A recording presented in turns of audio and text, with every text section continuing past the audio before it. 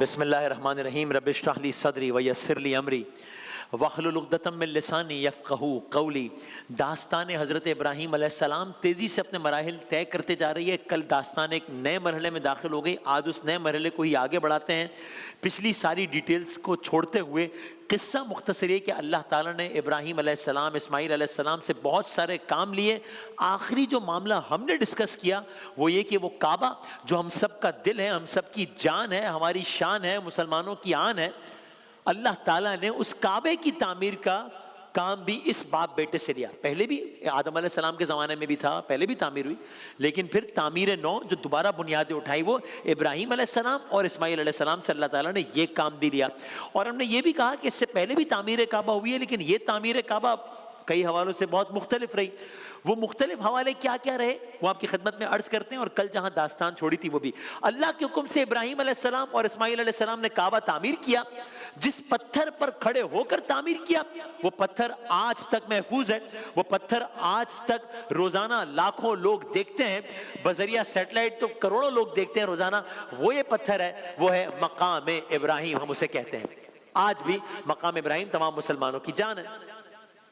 जिब्राईल अलैहिस्सलाम वो जो एक और पत्थर था जो जन्नत से आया था, इब्राहीम अलैहिस्सलाम ने उसे खाना काबा के मशरिकी कोने में नस्ब किया। वो कौन सा पत्थर है? वो हजर अस्वद है। वो हम जानते हैं, ये हजर अस्वद जिसको चूमने के लिए आज भी एक इज़्दिहाम होता है, हर मुसलमान की कोशिश होती है इसका बोसा मैसर आ जाए, बोसा ना हो तो इसकी ज़ियारत मैसर आ जाए। तो ये तारीख़ काबा भी साथ साथ हम आपकी खिदमत में अर्ज़ कर रहे हैं। और इस तारीखी मौके पर नबी बाप नबी बेटे ने एक दुआ की थी। हमने कल गुफ्तगू यहां रोकी थी कि ये दुआ क्या थी, और ये दुआ ऐसी थी जिस पे फौरन अमल नहीं होना था, लेकिन फिर अमल हुआ। कई हजार साल बाद हुआ, कई 100 साल बाद हुआ। क्या दुआ थी, वो दुआ कैसे कबूल हुई, हम आपकी खिदमत में ये अर्ज करते हैं। कुरान करीम ने ये दुआ बाकायदा मिनोअन बयान कर दी। कुरान करीम की सबसे बड़ी सूरह है आयात के एतबार से, सूरह बकरा है। बिस्मिल्लाहिर्रहमानिर्रहीम। ये दुआ रब्बना वबअस फीहिम रसूलन मिनहुम यतलू अलैहिम आयातिक व युअल्लिमुहुमुल किताब वल हिकमा व युज़क्कीहिम इन्नका अंतल अज़ीज़ुल हकीम। तर्जुमा सुनिएगा, नबी बाप नबी बेटे ने अल्लाह का घर बनाया है और अब एक अजब दुआ की है। दुआ क्या है? परवरदिगार हमारी इस नस्ल से उठाना एक रसूल इन्हीं में से जो तेरी आयात इनको सुनाए, तालीम दे इन्हें किताब की, हिकमत की, इनको पाक करे। बेशक तू ही कमाल हिकमत वाला है। अब ये अजब दुआ की इब्राहीम अलैहिस्सलाम ने, और ये क्या तारीखी दुआ की इब्राहीम अलैहिस्सलाम ने। हर नबी की हर दुआ हमारे सर का ताज है, हमारे दिलों के बहुत करीब है, लेकिन इस दुआ की क्या कहने हैं, इस दुआ की क्या शान है? क्यों? इसलिए कि ये दुआ इब्राहीम अलैहिस्सलाम ने की है। अल्लाह ताला ने इब्राहीम अलैहिस्सलाम की इस दुआ को कबूल किया है। क्या कहा था? हमारे रब इन्हीं में से रसूल भेज जो इनके पास तेरी आयात पढ़े, किताब व हिकमत सिखाए, इन्हें पाक करे। ये दुआ की है, दुआ कबूल हुई है। अल्लाह ताला ने मबऊस फरमाया, अल्लाह ताला ने भेजा नबी। किसको भेजा? फखरे कायनात, खत्मी मर्तबत, वजह तखलीक कायनात, अहमद मुश्तबा मोहम्मद मुस्तफा सल्लल्लाहु अलैहि वसल्लम। यानी कह सकते हैं कि सरकारे दो आलम मोहम्मद मुस्तफा सल्लल्लाहु अलैहि वसल्लम का ज़हूर दुआ इब्राहीम का जवाब है। आप अज़मत देख रहे हैं जनाब इब्राहीम अलैहिस्सलाम की, जनाब इस्माईल अलैहिस्सलाम की, इस खानवादे की। एक और एजाज देख रहे हैं आप इस खानवादे का कि फख्र इब्राहीम, फख्र इस्माईल, नस्ल इस्माईल अलैहिस्सलाम से आए हैं। सरकार दो आलम सल्लल्लाहु अलैहि वसल्लम। हमने पहले रोजे में अर्ज किया था हम दास्तान मोहम्मद सल्लल्लाहु अलैहि वसल्लम भी बयान करेंगे। हम आ गए, कहानी इस मोड़ पर आ गई। हमने शुरू किया इब्राहीम अलैहिस्सलाम से, नमरूद, इम्तिहानात, तामीर काबा, दुआ जो काबे के तामीर के टाइम पीरियड के दौरान मांगी गई, उस दुआ का असर। आगे बढ़ते हैं। अब क्या हुआ? अब हम दास्तान को स्टेप बाय स्टेप लेके आगे बढ़ रहे हैं। ये दुआ मांग ली, काबे की तामीर हुई। अब क्या किया? इब्राहीम अलैहिस्सलाम ने इस खाना खुदा का मुतवल्ली, जो काबा बनाया था, उसका मुतवल्ली किससे बनाया? अपने बेटे इस्माईल अलैहिस्सलाम को बनाया। अब वक्त गुजर रहा है, इस्माईल अलैहिस्सलाम की औलाद हुई, 12 बेटे इस्माईल अलैहिस्सलाम के। 12 बेटे। उनकी क्या जिम्मेदारी है? उनकी बुनियादी जिम्मेदारी है खाना खुदा के इंतजामात को संभालना। इब्राहीम अलैहिस्सलाम के एक और बेटे इसहाक अलैहिस्सलाम। अब अगर थोड़ा सा साथ रह सके, इब्राहीम अलैहिस्सलाम के एक और बेटे इसहाक अलैहिस्सलाम, इसहाक अलैहिस्सलाम के बेटे याकूब अलैहिस्सलाम, याकूब अलैहिस्सलाम का लक़ब इसराइल, उनकी औलाद बनी इसराइल, उनके 12 बेटे, उनमें से यूसुफ अलैहिस्सलाम थे। जो इस्माइल अलैहिस्सलाम की औलाद है वो हो गई बनी इस्माइल। जो इसहाक अलैहिस्सलाम की औलाद थी बनी इसहाक, बनी इसराइल।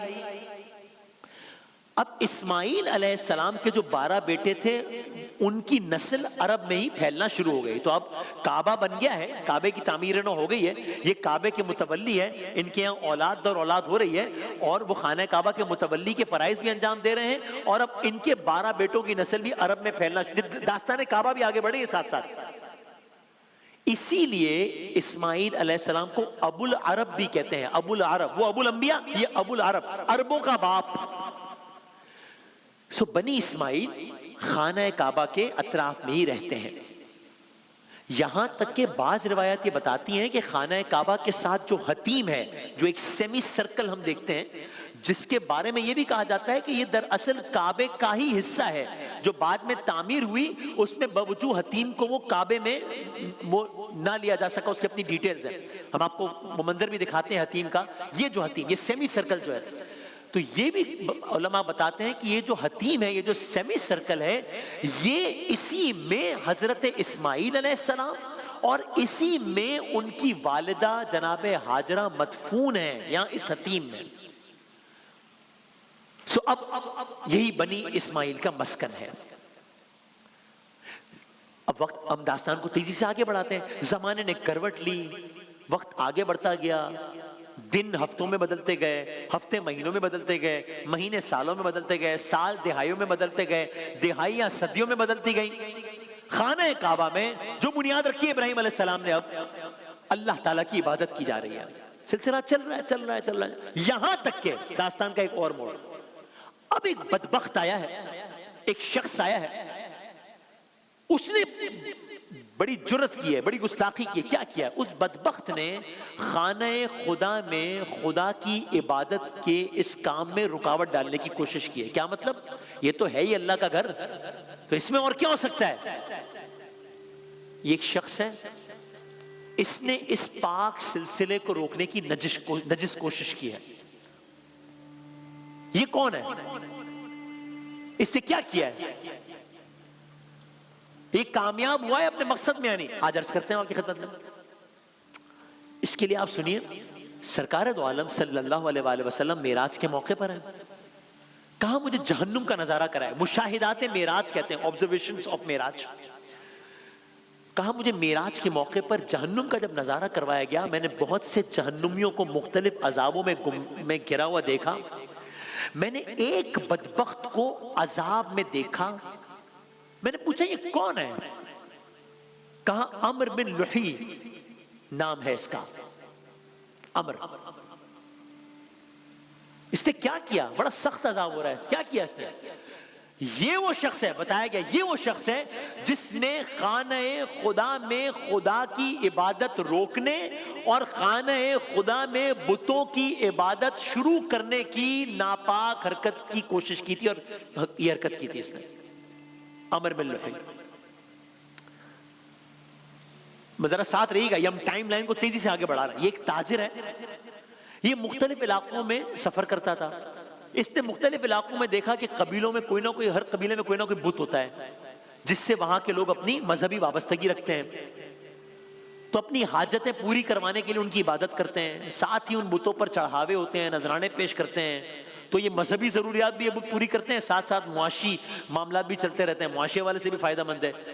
तो बस इसने पहला बुत खाना काबा या उसके अतराफ में लाकर रखने की जसारत इस बदबख्त ने की। सरकार ने कहा मैंने अम्र बिन लुही को जहन्नुम में इस हालत में देखा कि वो गधों की तरह चीखें मार रहा था, इस हालत में कि उसका पेट फटा हुआ था, इस हालत में कि उसकी आंतें उसके पेट से बाहर लटक रही थी। एक अजब आलम में देखा। तो वो जो खाना काबा की तामीर नौ की इब्राहिम और इस्माइल अलैहिस्सलाम ने, वहां पर अल्लाह की इबादत होती रही, यहां तक कि जब ये शख्स आया, इसके इस काम की वजह से खाना काबा में बुत परस्ती का आगाज हुआ। जबान भी कहते हुए कांपती, कहां अल्लाह का घर, कहां बुत परस्ती। खाना काबा और इसके अतराफ में बुत परस्ती का आगाज। सो अब ये इस दास्तान ने एक और टर्न ले लिया है अब, ठीक है। और फिर तो एक मामला शुरू हो गया। मुख्तलिफ कबाइल ने अपने अपने हिसाब से अपनी अपनी जरूरियात के मुताबिक खाना काबा या उसके अतराफ में बुतों को नस्ब करना शुरू कर दिया। इनके नाम कुरान करीम में भी आए, मुख्तलिफ आयात में इनके नाम, लात, उज़्ज़ा, मनात, हुबुल, असाफ, नाइला, ये बुतों के नाम।